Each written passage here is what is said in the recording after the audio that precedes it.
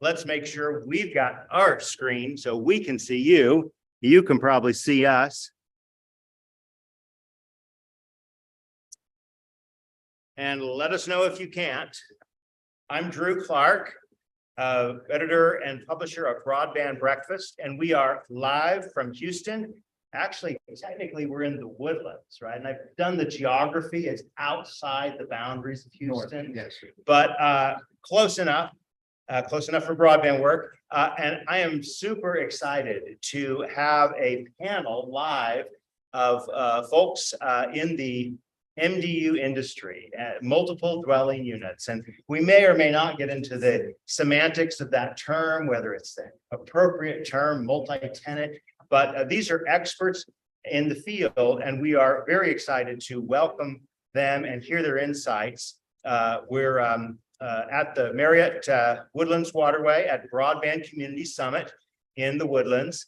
And this conference, the Broadband Communities Summit, is really the gathering point for the fiber industry. And it's the fiber industry, but it's also the fiber industry focused on MDUs, right? And so we're gonna tap into their expertise, hear a little bit about what they're hearing and talking and participating in at the conference. But before we do that, I want to give a shout out to our sponsors of Broadband Breakfast. We would not be able to do this free programming that we do every Wednesday at 12 noon Eastern time without the support of our sponsors. And as I do that, I also want to remind you that next week, we are going to be doing another show on scene, on location from New Orleans, because it's conference season. And in just 5 or 6 days, we will be at the Wireless Infrastructure Association's ConnectX. So don't miss that either. Come back and watch us then. And we're also excited that we've got more programs for the next month and a half live on broadbandbreakfast.com. Just go to the tab for free events and you can see all of our upcoming events for the next 6 weeks. But let me go ahead and thank our sponsors. They include Utopia Fiber, Broadband Money, Comcast, Nokia, Google Fiber, Broadband Now, Lightbox, the Wireless Infrastructure Association, Ookla, Michael Baker International, Bitstream Communications, Positron Access, Broadband Toolkit, the California Emerging Technology Fund, and the ComLaw Group. Thank you to our sponsors for the support you provide. Now, let's go ahead and introduce our panel, because they will hopefully be the key for our discussion today. And I just got to get their bios handy so that I can put them forward. And I just want to remind you, we do want to take your questions. It may be a little bit more challenging than normal because we're not at our screens, or at least I'm 8 feet from my screen, but we do have a method for those to come to me and to us for the discussion. But let's go ahead and turn to our sponsor, to our panelists. Why don't I go ahead and go to your right, my left. We are super excited to welcome to this discussion. And I think this is your first Broadband Communities event. Is that right? Yes. Yeah. Some of you are regulars and have been here extensively. Brandon Gibson is the co-founder and senior vice president of real estate for Flume Internet. And you've got some interesting branding. I hope we'll get into some of that branding, Brandon, right? Like, for example, you say as a real estate developer, you want to make sure that your fiber internet service is serving people instead of just selling to them. So that's we want to hear what that means, Brandon, when we get to you. After Brandon, we'll just go down the line for ease of access. Julianne Goodfellow. Thank you, Julianne. I saw you on the stage yesterday, but we haven't officially met yet. Julianne is the Vice President of Government Affairs for the National Multifamily Housing Council. And I don't know, do we say NMHC? Is that okay? All right. Much easier. It's like a bunch of consonants in there, right? Need a vowel. Anyway, the National Multifamily Housing Council is quite involved, obviously, in this issue of MDU broadband. And Julianne, in particular, is the Vice President for Government Affairs, I mentioned, and you represent the multifamily industry before Congress and federal agencies on data, cybersecurity, connectivity, and technology. And before that, you, well, I should say, in addition, you lead NMHC's diversity and inclusion commitment, promoting this as a business that drives innovation and success. So Julianne, welcome. Thank you for being here. We're going to hear next from Richard Sherwin.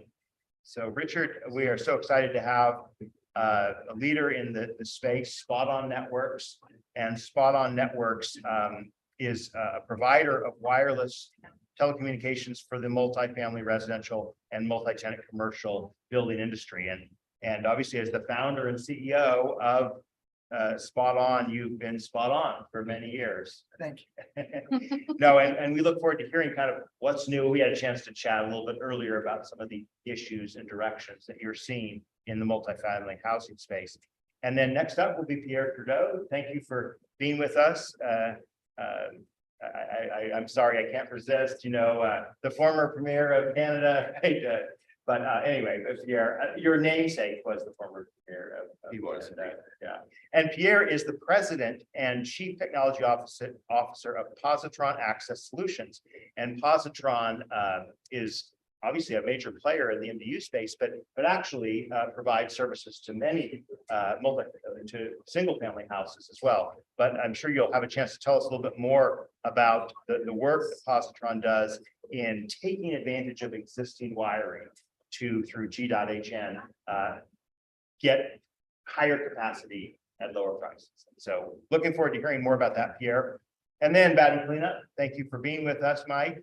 Mike Smith is a real estate expert with 15 or more years in the industry, and you are the owner and president of White Space Building Technology Advisor. We look forward to hearing about White Space. White Space, of course, is sometimes used in the radio frequency industry field for the space in between channels. Is there any connection to that white space in your white space? Not particularly, but the name itself is kind of in our industry means an unknown or forgotten area, which usually falls into the technology space, which is how we help owners through technology designing and making sure it gets implemented properly. Okay, well, in addition to that definition, White Space was launched in 2015 to provide a single source of building technology solutions for the real estate market. And you and your company partner with building owners, developers, construction managers, and architects to bring smart building technology to your project. So again, we've heard a lot. This conference is really in some ways known for the MDU. I'm not as expert in that, but I've learned a little bit. Let's start with you, Brandon. Tell us a little bit about what brings you to this conference and what are some of the things you've heard that really tie into Flume's message? Good question. First of all, thank you for having me here. And make sure to speak up so we can get good audio. No problem speaking up. No problem at all. Thanks for having me here. Great to be on this panel with such great folks. I think, this is an exciting time in the industry. I think there's more awareness around the fact that availability doesn't mean accessible. We see fiber, for example, our company is predominantly a fiber deployment provider, and fiber in most cases are just at the doorstep in most communities around the country, but not connected into most homes around the country. And so what we find, particularly in places like New York, a lot of communities are underserved by broadband. And one of the things that we have done, we partnered, our first anchor deal, as a matter of fact, was with the New York City Housing Authority. We partnered with them to basically deploy our gigabit fiber internet to 6,000 units in the Lower East Side. We did that our first year. We successfully deployed into all of those units. And 30% of those folks, this is their first time ever having home broadband ever. And so that experience alone taught me something, that there's a need that's out there. And there are a lot of folks who are locked out of access, even though many of the incumbents argue that access or availability is there.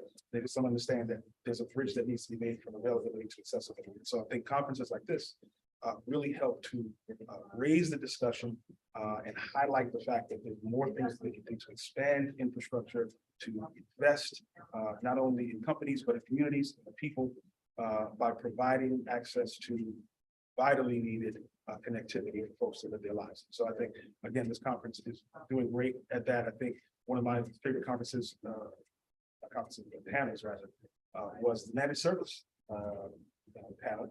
And both. Did you say meta service? Managed service. Yeah, because I think, it's a new conversation. I think the industry is shifting.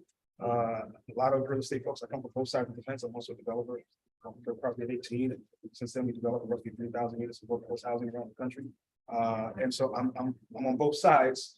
And the managed service and the bulk deal discussion, the way in the direction it's going is pretty new. Folks are really being educated about it for the first time.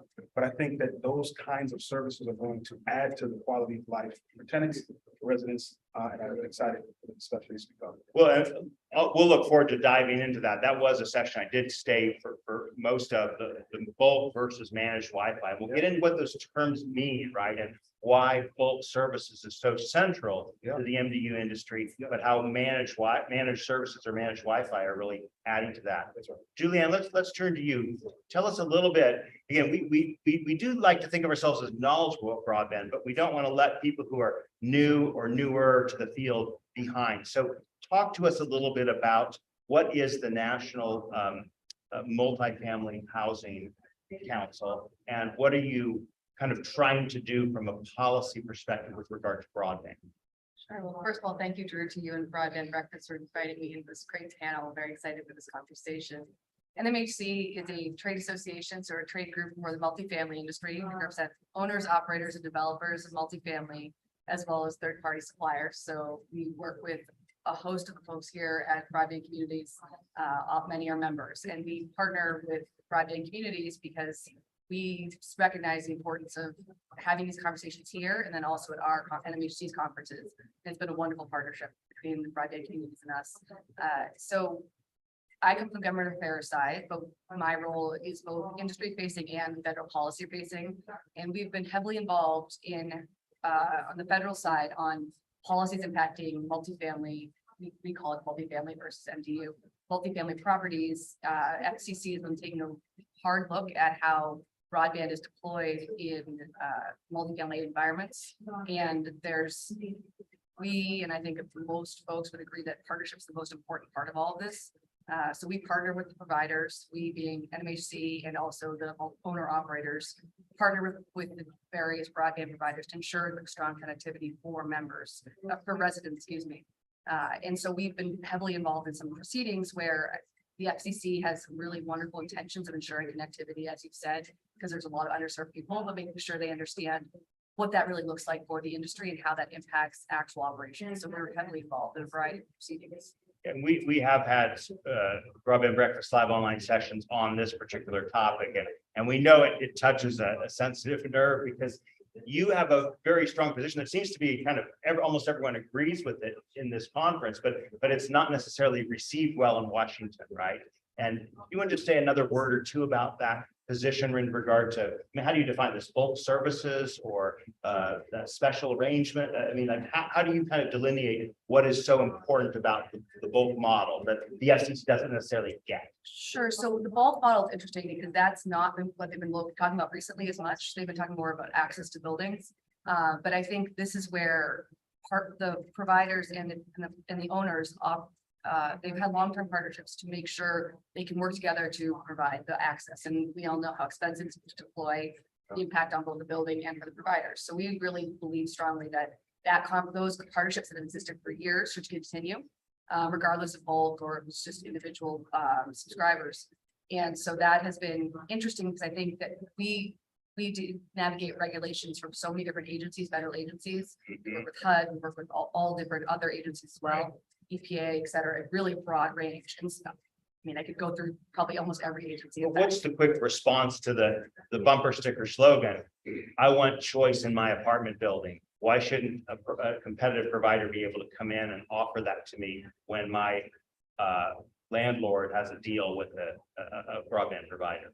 We certainly provide choice. We've in fact done some research showing that 80% of the firms we've interviewed or excuse me, surveyed have two or more providers. We Okay. definitely believe in the importance of having multiple options. We also want to make sure that it's not just an option, but a reliable and high-speed option. And we want to make sure that we'll get an owner operator will get.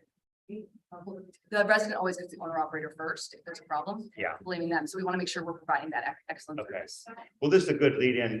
Spot On. Tell us a little bit about Spot On and how you view this dynamic about, because you're a provider of broadband service in MDU. We are managed by Clean. So we were probably one of the first organizations in the country to provide managed Wi-Fi. We started the business 17 years ago. And we have been providing wireless connectivity and managed Wi-Fi since that time in multifamily residential. And just define managed Wi-Fi and for audience. So managed Wi-Fi is a wireless connectivity in a building that is centrally controlled and provides an umbrella wireless service across the entire building or complex. Okay, So it's not an individual line with a router on the end of it.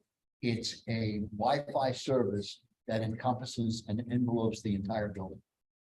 And I would point out one other thing. We're probably one of the unique companies in that we provide both managed Wi-Fi as a bulk service and managed Wi-Fi throughout the building in a choice service. So we can do both. It's a hybrid type of service, very unusual. what are your thoughts from this year's event? Richard, you've obviously been here many, many times. What's new? What are the trends that you see for right now? So I think Brandon said something that was really interesting. His goal is to provide access as opposed to availability. And one of the things that we have done is we built the wireless network in Queensbridge houses. 3,149 apartments. We provided a wireless envelope for the entire 95 building community, where those residents, roughly 7,000 residents, had access and availability Mhm. of broadband, 25 megabits per second per device, up and down Right, throughout the entire community. We brought fiber into the community. Actually, 2 points of fiber. We built 5 rings around the entire community, all 95 buildings. And we put Wi-Fi inside the building so that every resident had broadband access in the building.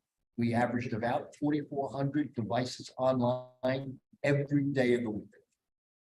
so these are things that you're doing, which are great. What are you hearing here about the discussion and where the industry's going? Well, I think from what I heard, the industry is moving toward managed Wi-Fi. They're following you, Yes, okay? they certainly appear to be. All right, Now, there is some reason to believe that owners are now looking more and more at bulk, because it can be a savings and a revenue generation for them.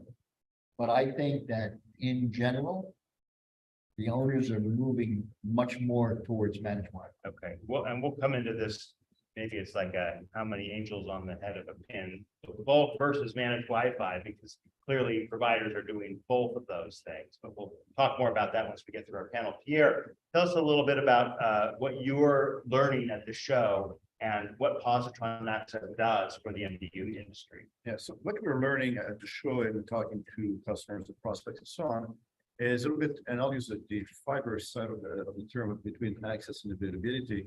The industry deployed gazillion miles of fiber in the years, and they have this very proud metric homes passed, which is access. Right. You have fiber in front of your building. If you live in an MDU, although your home's passed, actually your really home's bypassed. And there's this fiber divide we've spoken, and it's critical, the digital divide there's a fiber divide where it's very frustrating. You see the crew digging in front of your building Right. and sliding fibers, you say, it's coming. Right. And then your neighbors in the single family home actually get to sign up and you call because you're eager, you're stuck with both DSL. And they say, well, you don't qualify just yet. So what we do is we terminate the fiber, it could be sparse, and distribute that as Ethernet services over the in-building legacy infrastructure, whether it's coax or telephone pairs.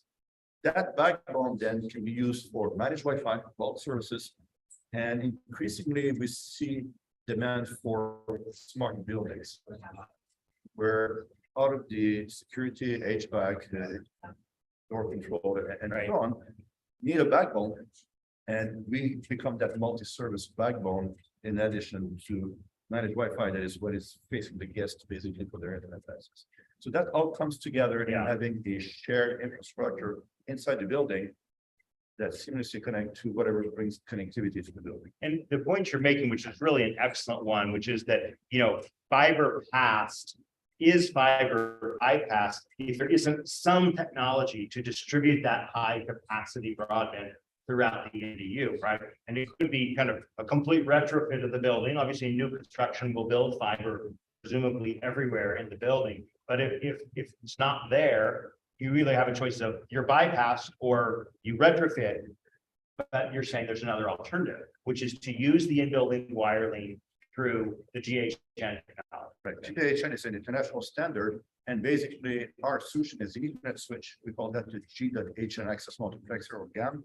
But fundamentally, it's an Ethernet switch. It plays the same role, offers the same services as an Ethernet switch that you would put if you had access to structured wiring in the building or fiber. The difference with that is there's a CAM that says, let's go fully passive. So you can bring fiber, put a PON splitter, real cheap, no power needed, and then bring fiber to every unit. It is great for basic internet access. If you want in-building managed Wi-Fi, smart buildings, that infrastructure doesn't have any local output into the building. So you're going to put your managed Wi-Fi controller, you're going to put your IoT controller and all that. And that's kind of half a big approach. Having a building backbone that you can leverage for converged services is critical now. I think people are starting to realize that. Well, let's round out our panel. Mike, tell us a little bit about white space and the role you play in this ecosystem. We've obviously heard many perspectives here already. What does your company do? Yeah, so we, first of all, we don't sell anything. We're not to dumb down what we do, but we're owners reps, right? So owners come to us and say, listen, I'm hearing about all this technology. I'm hearing about smart home and managed Wi-Fi. We actually help them understand that strategy. So like, for instance, we will tell a lot of owners, coming to the show, you hear, that's what we hear at managed Wi-Fi. And we'll tell them, listen, it's like Kleenex. It's a very generic term. So you really have to understand what your needs are. And then let's pick the right partner to come in. Okay. Right. So it depends on what regions, there's different rules and regulations, which Julian probably can tell us more about. But in certain markets that allow you to do certain things, we help kind of clear that up or clear the white space up as we were talking before. And so we view the managed Wi-Fi as an enabler. We then take it a step further. What are the other systems that are going to ride across this managed Wi-Fi, whether it's access control or the AV systems, mostly experiential things, right? So that's really what we focus on. And then we also design it. And then we handle the construction administration to make sure that it actually gets implemented. Great. Well, we'll make sure to get you in just as much here, but we have some questions and we want to encourage you to send your questions to us here. I have some questions too to ask here, but I want to get a question from Dan Smith from Hawaii. He says Hawaii recently received a capital projects fund grant of $8 million for public housing broadband wiring / fibering. Is $1,500 per apartment adequate? That's his question. Is anyone familiar with this grant? No. let's talk a little bit about the way public housing. What are the issues in particular that public housing faces with multifamily broadband? We'll start with you, but I want to get back to my. I think there are several. Okay. And I think that not every company may be in a position to solve those problems. Right, And not every deployment would be sufficient for public housing kind of deployment. One, physical building. These buildings were built a long time ago, and they were built a certain way wherein the walls are extremely thick. And so we had challenges in deploying fiber and making sure that we got to every unit. We were able to do it. It was costly, but thankfully we were able to sort of solve that and successfully deploy. I think also the demographic, if we have a conversation about public housing, we also have to have a conversation about ACP and EBD. the Affordable Connectivity Program. So one of the issues, once we were able to successfully deploy, and we deployed prior to EBD, and just maybe a few months after our deployment, COVID hit, and Yeah, you guys know the story. And one of the things we found was that there's a major disconnect between tenants and their trust for institutions like government yeah, and even private business. And so although these subsidies were available, people didn't trust them. mhm, And so there was a major initiative and campaign we had to enact and to execute on to really get folks to believe that this is real and that it's going to be here and that it's going to help you. And so we saw a lot of challenges around that. And then we can go to the challenges basically itself. But I think those are the main challenges that we saw. The okay, physical infrastructure in the building. And then a lot of these buildings are not well kept, to be quite honest with you. right, Maintenance, a lot of repairs that are overdue. And so there's rats that they're chewing to your fiber right. in the basement. There's a lot of security issues in the telecom room. So, those are issues that you kind of have to work through. But again, those aren't insurmountable issues. You just kind of have to be prepared for. Mike, go ahead. Yeah, so I'm guessing Dan's question is, I don't know if it's new build or existing or overbuild. Feel free to clarify, Dan, and your follow Yeah, here. but I'll answer as a new build and then I'll go over to overbuild. I would say that number depends on a lot. It depends on if you're trying to install and own your infrastructure, which I would view typically is very important, right? In some senses, situations where it might be affordable, you might not care. And the service provider may put more skin in the game. They may put more infrastructure in, and then that number might be double what you need. So there's a lot that goes into that. Also, are you doing bulk or managed Wi-Fi? It could change the infrastructure. Who's the service provider? Is it over coax? Is it fiber? Is it Cat 6? Is it Cat 6A?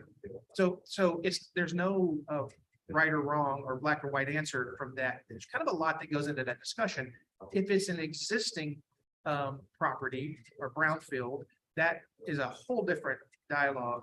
Pierre probably can answer that better than I can, but it's what infrastructure is in the building, what can be reused, what are you under contract for, and when is that contract expired, who owns that wiring? Right. So there's a lot that we can, and more than happy to take It it offline. instantly becomes more complicated in the MDU space versus the provider homeowner. Let me just throw out one number and then continue the conversation. I've heard a lot about the magic 1,200 or 1,500 number per home pass. This is fiber deployment cost per home pass. That's kind of like the golden number that everyone's talking about. And when we're talking more expensive numbers for rural, you have to subsidize it to bring it down. This number, this 1,500 number that Dan gave us and I just raised again, how does that compute in the MDU space? Pierre? Well, in the MDU space, you can do a lot with $1,500. Even I think it was $1,100 that he said, if you repurpose the in-building wiring, Okay, you can connect everyone for a couple $100. couple hundred. Couple hundred, yeah. Because you got a lot of Couple people. hundred. Well, yeah, that's people, but you don't have to bring a team that has an AXA, big hammer. There's no reconstruction work. You Right. just use the infrastructure that is there. So if you have working cable TV, if you have working telephone service in the building, which you should expect, your infrastructure is good enough to be reused for gigabit speeds. And that, If you bring a gigabit there. well, if you bring, you have to bring a gig somehow. And to the actually, building. how much do you need to bring to share? I mean, It depends on the subscription, it depends on the number of doors and all that. We see normally for every gig of bandwidth to the building, you can probably 12 to 15 customers. With the gigabit. With a gigabit because of the average user being well below 100 meg. Yeah. Once in a while you have to peak. So what you want to do is make sure that you have the infrastructure inside the building that can scale up. Yeah. Over time. So you don't have to reinvest there. Then it's easy to get to your service provider and say, well, give me more than a gig, give me the 5 gig, Yeah. 10 gig, whatever you need in that building. And then the balance of the money can be used to put the managed Wi-Fi infrastructure. Help maybe the tenants, if it's low income with their ACP, with some tablets, whatever is some gear for the kids that can do remote learning, do their homework and all that. And now you have a much better overall compensated service you can have there. So there's plenty of money to be in there when you use it a little differently than just Okay. listening fiber to the door being the only option. So raising that, the point being is that we don't need 1,500, an apartment. Not if you reuse the existing Yeah. infrastructure. But since you got a subsidy and you Yeah. want to make use of it, you can go much further with that subsidy to do the things that tenants, if they cannot afford the Right. laptop, the tablet, broadband doesn't help them. Let's get Richard and Juliana in this discussion. Go ahead, Richard. So maybe to answer the question correctly. I will give you the numbers that we did for Queensbridge houses, where we used existing wiring.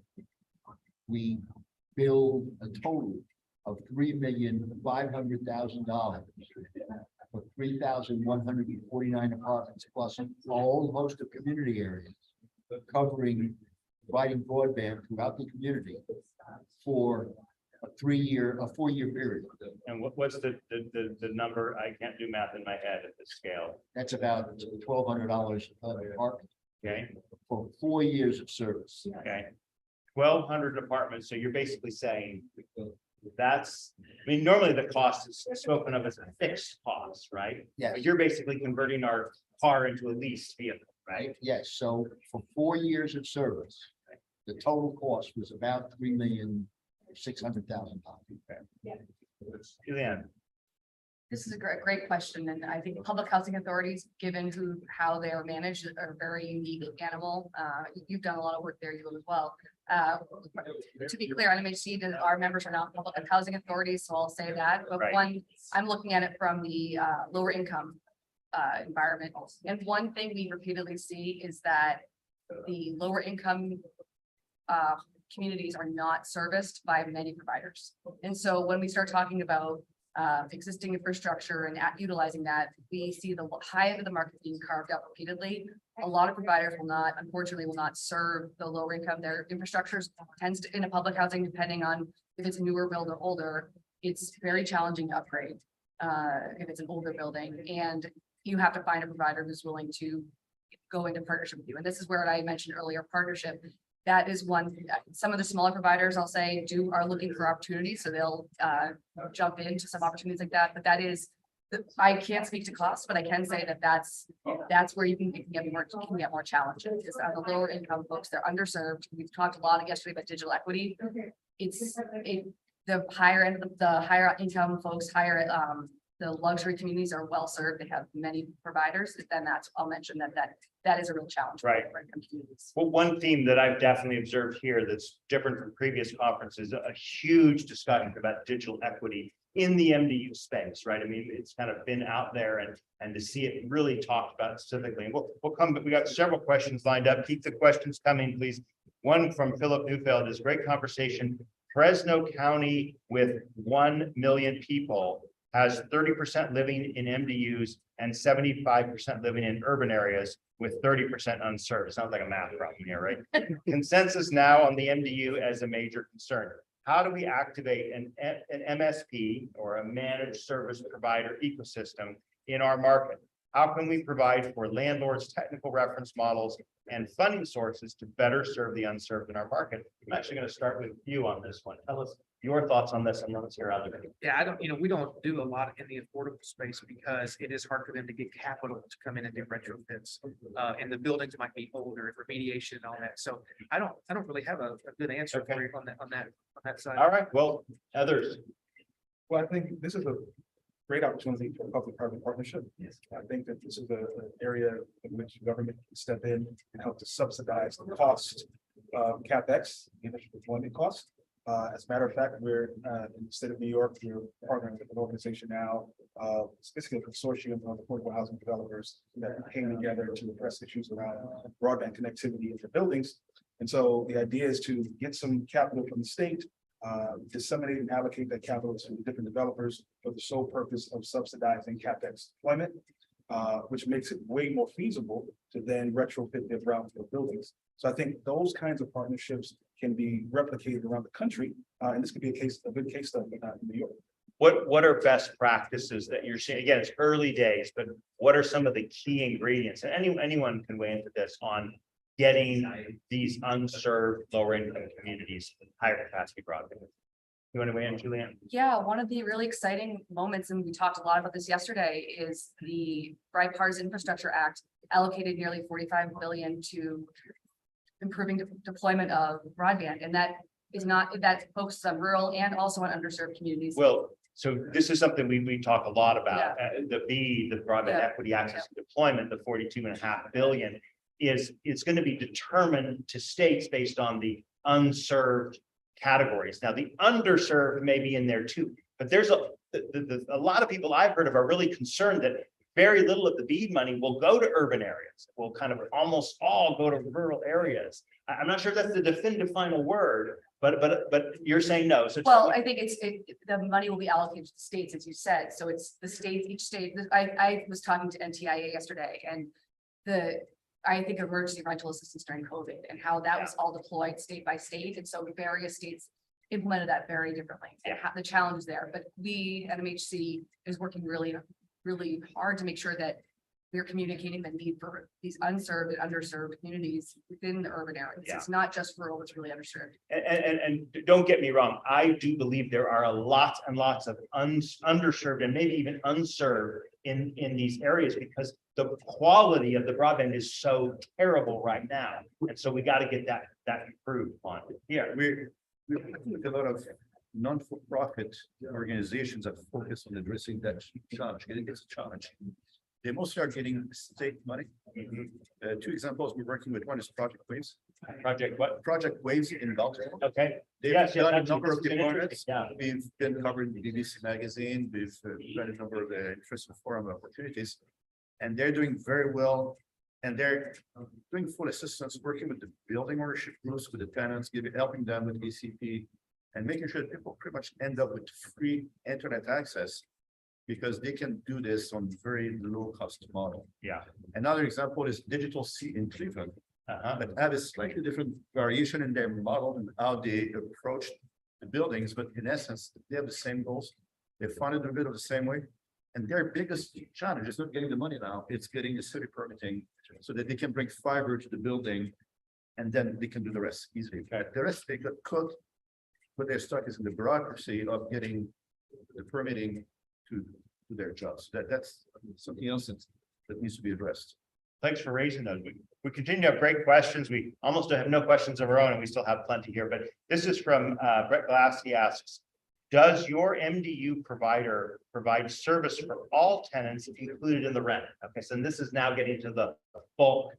And we're going to want to define what bulk is. So in other words, providing broadband service for everyone, including the rent, or do you provide individual subscriptions to tenants who pay, or both?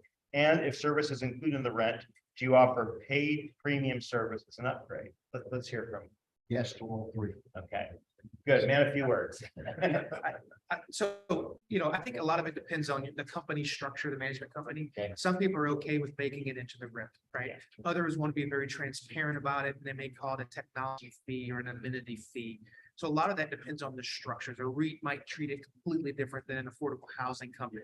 So I think that's important to understand. But to Dick's point is there are companies like Spot On that will do all three based on the management's needs or really how do they want to position it? Yeah. So I think there's a few different ways to. So anything that's HUD supported, as an example, you cannot put broadband in the rent. That's right. You have to make it a separate charge.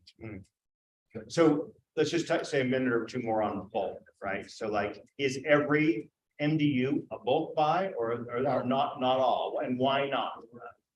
It depends on what provider desires to serve the community. I mean, it boils down to whether the provider wants to come into the building or not. And I think it goes to your point earlier, it just depends on what the goals of the management company and the landlord Exactly. be. And so we do all three, we can do all three. All three meaning, both, Non-bulk, managed service, Okay. we do all of that. But it just depends on what the needs are. And to your point, anything HUD supported, but particularly in New York, anything that's rent stabilized.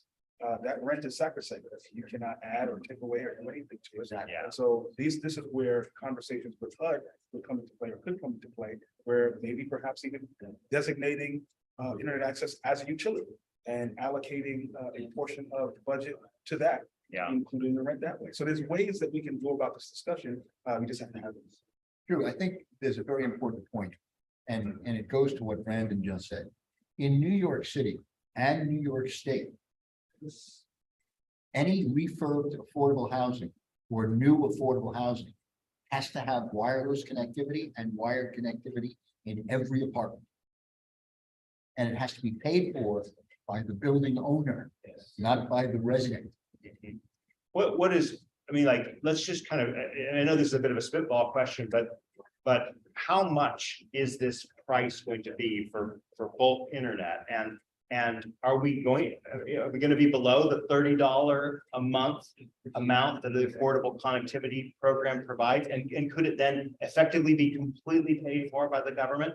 I can say with complete certainty that you can definitely get it below the $30 a month. Absolutely. And not only that, we're able to cover the CapEx costs for our real estate partners as well. So it makes this a very attractive proposition. Same Because to your point, if you are a developer and you're developing a building and you're in the country and you're accessing low-income housing tax credits, to your point, you have to provide this service, but in many cases, we're not seeing government make subsidies available for the deployment costs. And so we're able to cover that on behalf of the developer. Right, so you've been wanting to weigh in here. Yeah, well, one thing that there was a comment earlier is who owns the build, the infrastructure. Yeah. Yes, it's made it clear in February last year that the wiring in the building belongs to the building owner. That's right.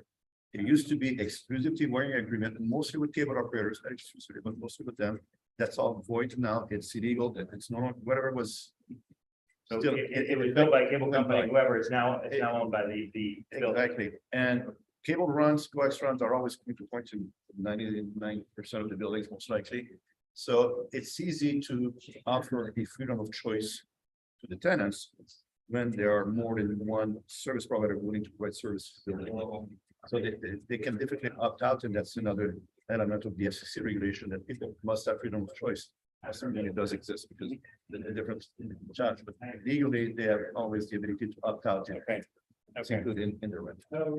So we've talked a little about bulk, and I want to flip to the other side, the managed Wi-Fi part of that. And so I guess the definition is, a service that kind of works everywhere in the facility. Maybe you can do smart building type services. Bruce Fogelstrom's question is, what advantages does managed Wi-Fi have over the residents directly buying from an ISP? So I'm glad Bruce asked that question. Bruce used the word. you're doing your job. I don't know. I didn't know he was going to be watching this. In fact, I didn't even know it was going to be streamed. There you go.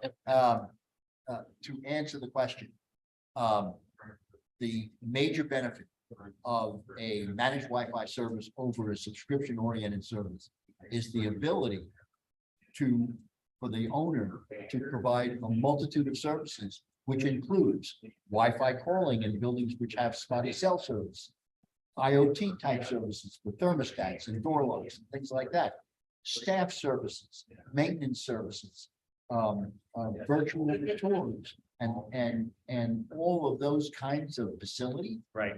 that would be available with a managed Wi-Fi service that would not be available with a subscription service. And as I pointed out earlier, though, we offer both on the same network, a subscription service inside the apartments and a managed Wi-Fi service for the entire thing. Yeah. Question for you, normally, people that bring their own Wi-Fi, basically, they go to whatever is on sale at Walmart, Best Buy, wherever they get it cheap. Right. Most of the time, they don't know how to configure their Wi-Fi service, and they create problems for their neighbors. Ah, Yes, Left or right, up to floor, over for whatever. in my view, the advantage. Even if I'm not attaching to your SSID, right? Exactly, because you share the same radio signals. Everyone runs off of the default of that access point. Right. So with a managed Wi-Fi, you have the ability to synchronize the allocation of these sync frequencies. Make sure everyone that you have a choice, either a shared SSID for everyone, or you have your individual SSID that follows you in the Right. building. There's pros and cons to both methods. But what's important is you eliminate the interference that neighbors create to one Right. another. That's what 90% of the support call to an ISP is. Absolutely. My Wi-Fi isn't working. But do you have a sense for how many buildings or how many in this space, the MDU space, are offering kind of managed Wi-Fi type services? Richard? In the country? Yeah. I have no idea. Do you have any idea that? No, I know there's a lot of, It's, with the, as the explosion of smart homes and smart access, access control stuff, it's growing exponentially, but I don't have a number now. it's still a very small number, Yeah. unfortunately. It has to grow. Okay. I think traditionally it's been either or. We've seen ISP just be an ISP and not an MSP. We're seeing more and more, to your point, a small number, more and more becoming both. I think that's just what the industry is going. I think all new construction is going that way. Yeah. Right now, most new construction, actually, all of our clients, except for maybe one, for various reasons, rules, regulations, are going with the managed Wi-Fi. I think the biggest issue that we have in the country is existing. We've talked about that, right? Yeah. Whether it's, HUD related or just old buildings. I mean, that's what the majority of the buildings are. So I would say it's actually a small percentage, even though we're talking about it like it's, Like it's the a new big, silver big bullet. thing, yeah. And we're talking about it here because it is a new thing, right? But it's still kind of a very much on the cusp thing. We have another question from Dr. Ron Suarez. What is the best way to find MDUs that have been most impacted by the digital divide and have a number of residents eligible for the Affordable Connectivity Program in my state? So kind of, we talked a little bit about this already, but any additional thoughts on, I think this question? Ton of ways to do that. I think, affordable housing, get a list of affordable housing complexes in your city. I think looking at the census, you can see what areas are low income. That will give you a really good idea as to what concentration of buildings and MDUs specifically that could be in need of ACP.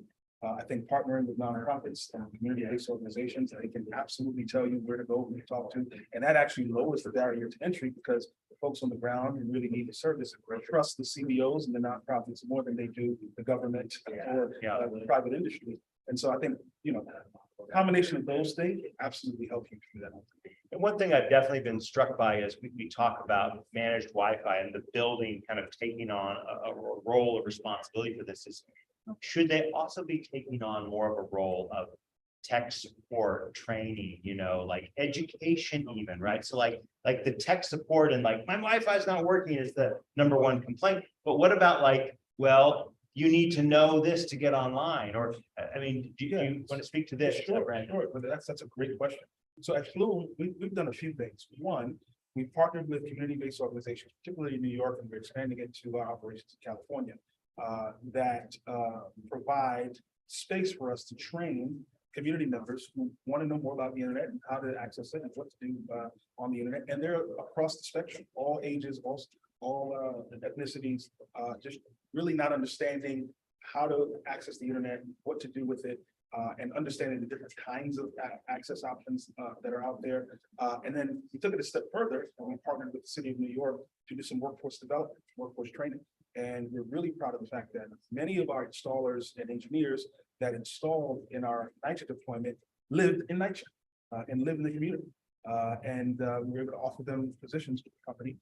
And so we're really trying to create a solution that doesn't just provide access to the internet, but provides access to economic opportunity. And we've had some nonprofit partners that have added to that with broadband literacy classes. Okay. How do you, definitely connect, but how do you behave on the internet? Yeah. How do you search? How do you avoid phishing? That's right. Make sure you avoid all these crazy scams. How do you build an email account? That's right. Very simple. That's right. Richard, you've been in this industry for a long time. What do you think? Is it correct? I'm referring to my length of time. You're the expert. You're the expert.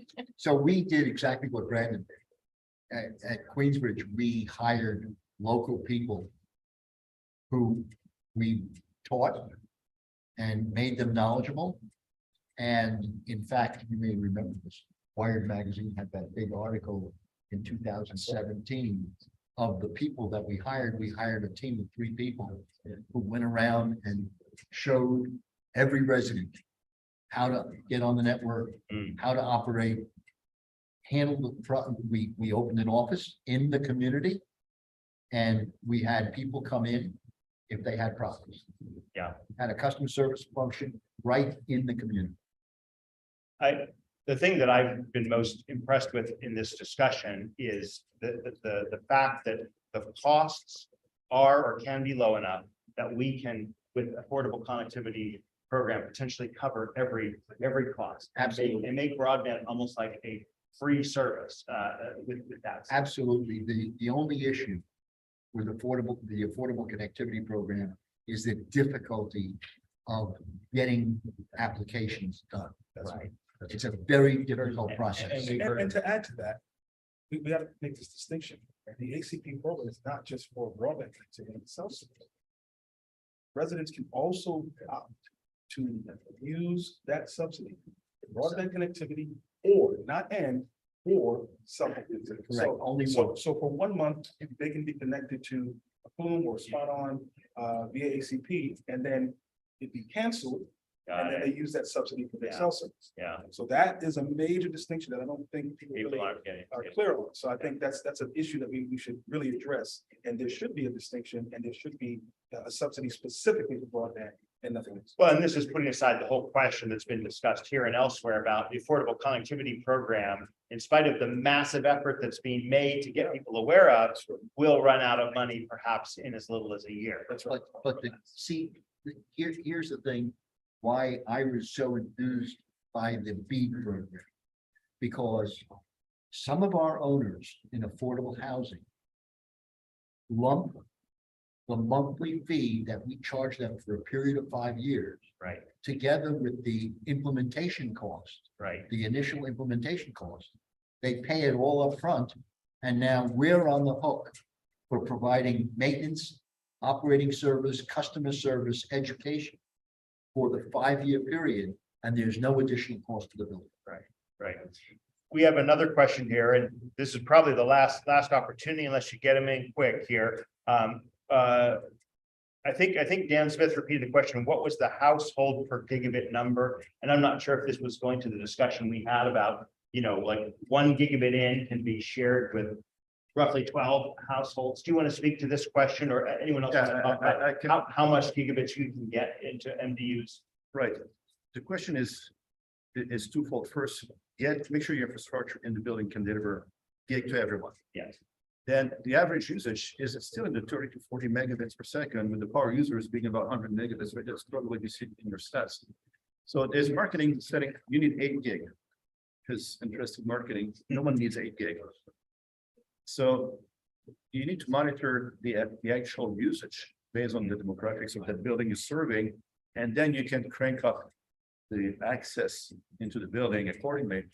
But industry standards are probably 1 to 12. It's probably 1 to 10, 1 to 12. It's about You know, about the contention ratio here. well, that's when we talk about number subscription ratio. So it's simple math. You have 10 gigabit customers. Yeah. You need 1 gigabit of bandwidth. Simple Like math. the airlines overbooking, or maybe not. quite Well, not that bad, but So for 25 by 25 per device service, Right, which is what we generally deploy.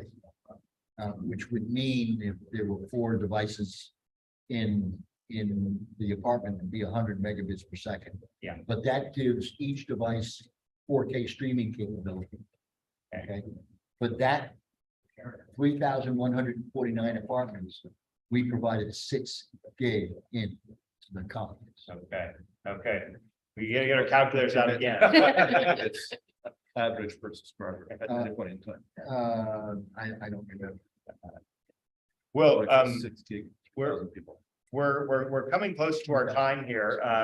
We do have one more question here about users and MDU networks and IoT devices such as Ring doorbells and cameras. Let's actually throw this in here a little bit. Any thoughts on smart home devices and what we're going to see next in that regard? think we're only gonna see more of a proliferation of buildings becoming smarter and smarter. I think the real estate industry is a very interesting one. That's my world, but you know, it's a little slower to adopt Yeah. technology than other industries, but it's absolutely moving in that direction and it's picking up speed. And I think more and more developers, the larger ones especially, are becoming not only users of smart building technology, but investors in it. So I think that's only going to expand. And it's going to be, I think more solutions are going to be created that don't exist today. So it's absolutely something that I think we're just going to see more of.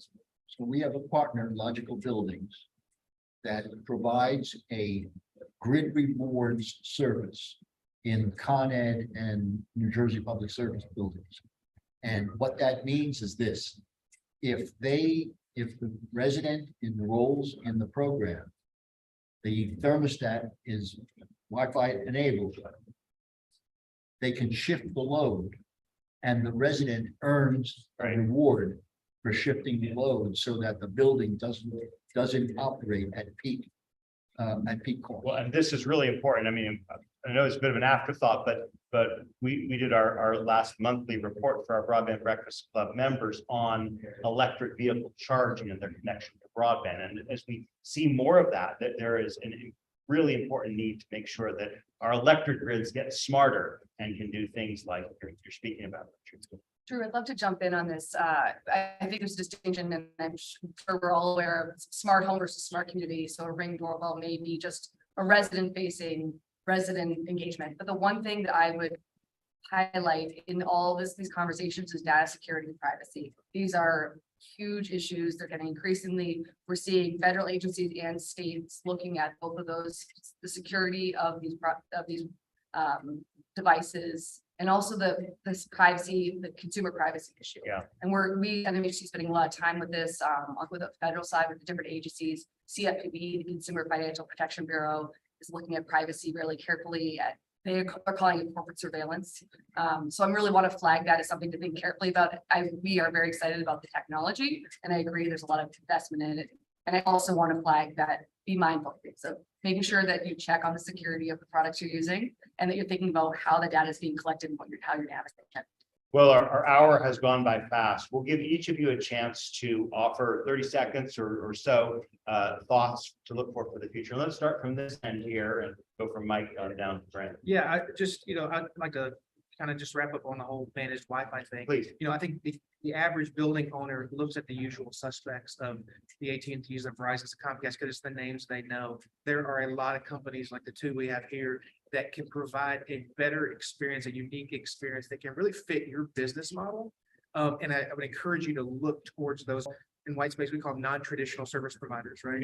Okay. Because they can provide something that really fits your model, that fits your price point. And just that's the way we would look at it, approach it. Well, thanks for bringing your unique perspective to this discussion, Mike. Pierre. So 30 seconds.